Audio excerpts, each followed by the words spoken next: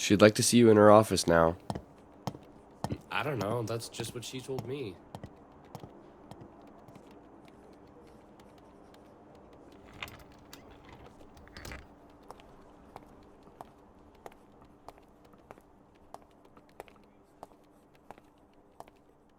And if that is correct, that means my schedule is pushed up 3 hours. Ah, come in, come in. Don't just stand there in the doorway looking nervous. Please, have a seat. Right there is fine. Hi. So, you're probably wondering why I asked to see you on my first day here as CEO. I'm sure the rumor mill has been working overtime down there. Everyone's speculating about what the new boss wants, who's getting fired, who's getting promoted, etc., etc. But relax. You're not in trouble.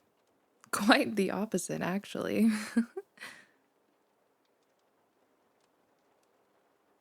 I wanted to introduce myself properly. Since I'll be the new CEO, it was important that everyone got to know me on a personal first name basis. So, I'm Bella.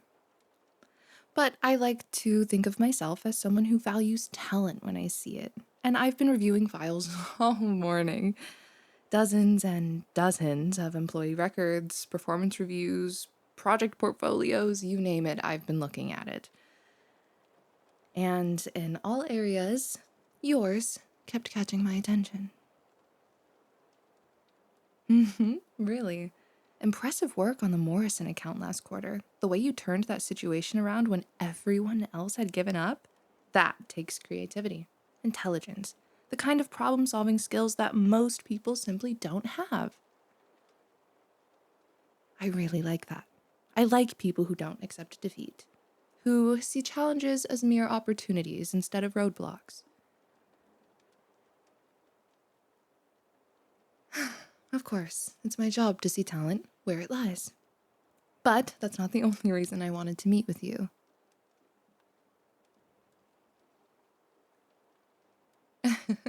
No trouble at all. Your supervisor mentioned something interesting in your last review. Said you have a tendency to speak your mind. In their words, they said push back when you disagree with something, even if it's not the popular opinion. I think they came to me offering it as some insubordination, and while others might see it that way, I don't. I see it as a backbone. Tell me, are you always this quiet? Or is it just because you're sitting across from the new CEO and you're trying not to say the wrong thing?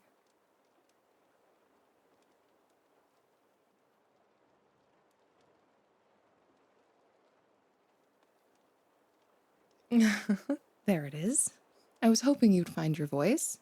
Yes, this is unusual. No, I don't typically call random employees up to my office on my first day, but you're not random, are you? Nor is it every day I'm taking over companies and becoming acting CEO, so it's a bit different for both of us today. And being in my position, I've had the ability to watch your career trajectory since I was brought in 3 months ago to prepare for this whole transition. I've read every report you've filed, every email you've sent that got forwarded up the chain, every presentation you've delivered, I've seen. You have potential, real potential. The kind of potential that's being wasted in your current position, I think. So here's why you're here. I'm building a new executive team. People I, myself, can trust. People who aren't afraid to tell me when I am wrong. People who care more about results than politics. And I think you might be one of those people. But I need to know if you can handle working closely with me. If you can handle the pressure, the long hours, the constant demands, the intensity of my expectations. I'm very particular about the people I keep close. I don't suffer incompetence. I don't tolerate laziness, and I absolutely cannot stand people who tell me what they think I want to hear instead of the truth. Can you handle that?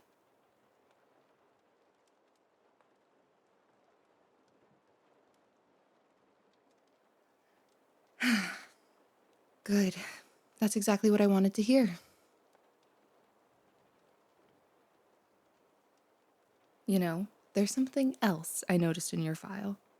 You've been here for how many years? Right, and you've never once attended a company social event. No holiday party, no happy hours, no team building exercises.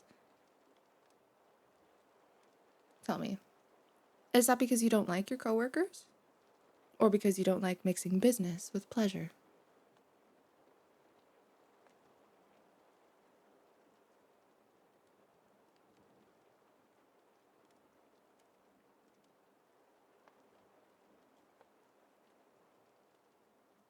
Interesting. So you just keep to yourself, focus on the work, don't get caught up in office drama. I respect that. Though I have to admit, it makes me curious about you. About who you are when you're not being the model employee. But who you are when you let your guard down.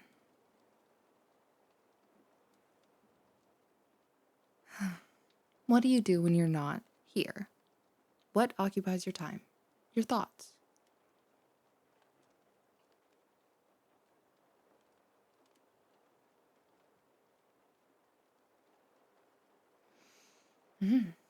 Really? I wouldn't have guessed that.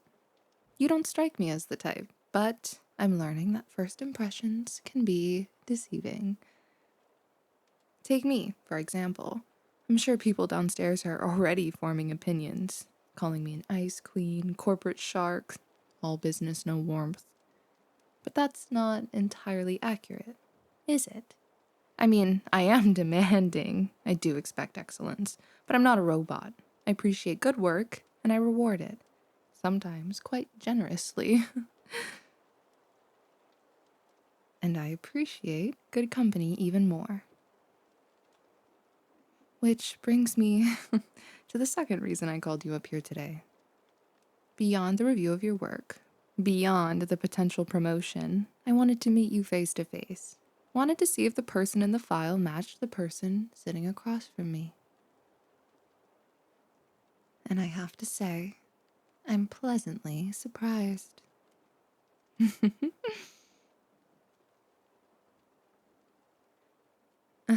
You're exactly what I was hoping for. Sharp enough to keep up with me, confident enough to not be intimidated, and attractive enough to make these late night strategy sessions significantly more enjoyable.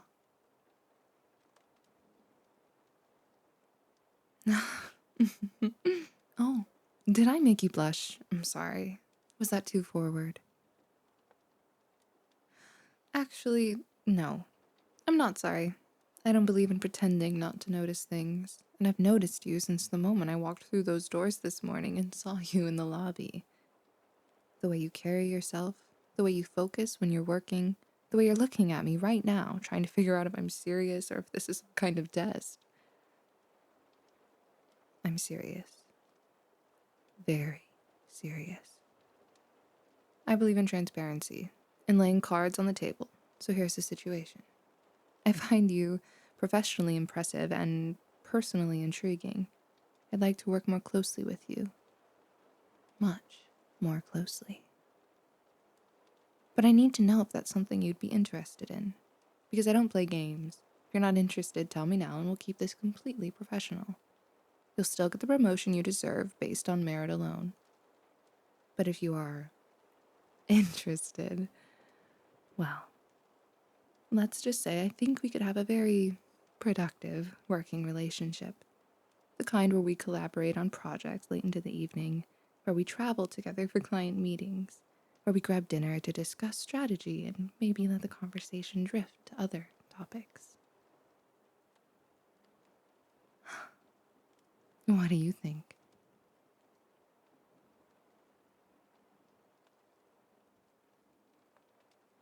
Is that a yes? Because if so, I need to hear you say it clearly. I need to know you want this just as much as I do.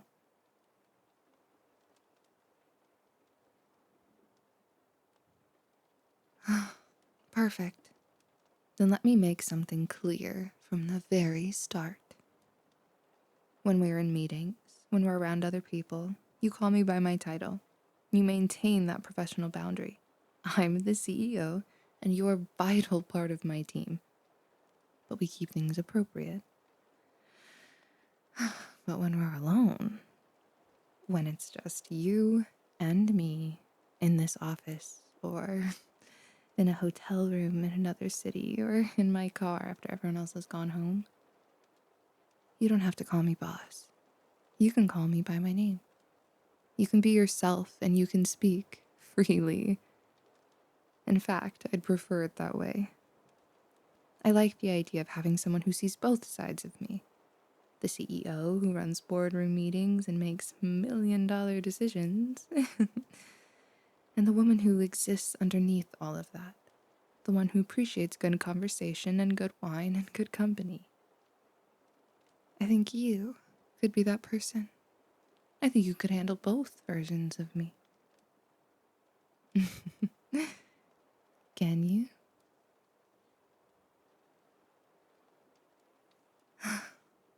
Then I guess we have an understanding.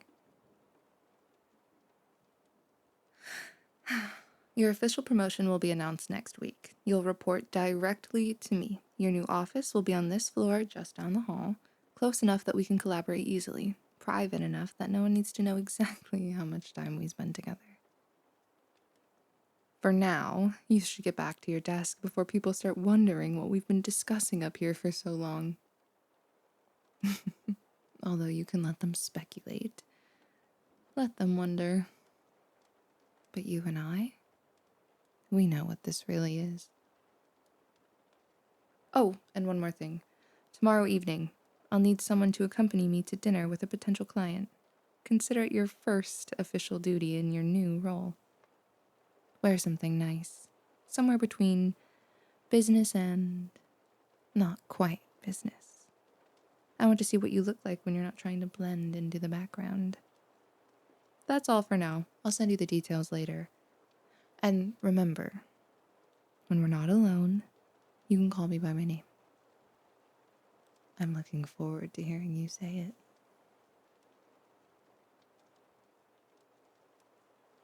it. You can go now. Close the door on your way out, please. Oh, and don't look so nervous when walking back to your desk. People will wonder what happened up here. Even though we've discussed that that's not such a bad thing. See you tomorrow evening. Don't be late.